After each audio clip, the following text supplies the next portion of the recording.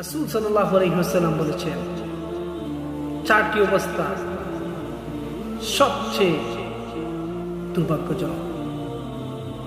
রাসূল সাল্লাল্লাহু আলাইহি ওয়াসাল্লাম বলেছেন, চারটি অবস্থা সবচেয়ে দুর্ভাগ্যজনক। এক নম্বর, ওই ব্যক্তি যার চোখে অস্ত্র না আসা। এক নম্বর হচ্ছে চোখে অস্ত্র না আসা। দুই নম্বর হচ্ছে ওই ব্যক্তি যার অন্তর কঠিন হয়ে গেছে, অন্তর কঠিন হয়ে যাওয়া। তিন নম্বর হচ্ছে যে ব্যক্তি অধিক আকাঙ্ক্ষা করে। চার নম্বর হচ্ছে ওই ব্যক্তি যে ব্যক্তি শুধু অধিক লোভ লালসা করে, ভোগ বিলাসের ওপর লোভ লালসা করে, অধিকভাবে লোভ লালসা করে।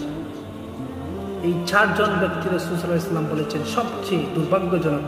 ওই চারজন লোক সবচেয়ে বড় মারাত্মক ধরনের দুর্ভাগ্যজনক।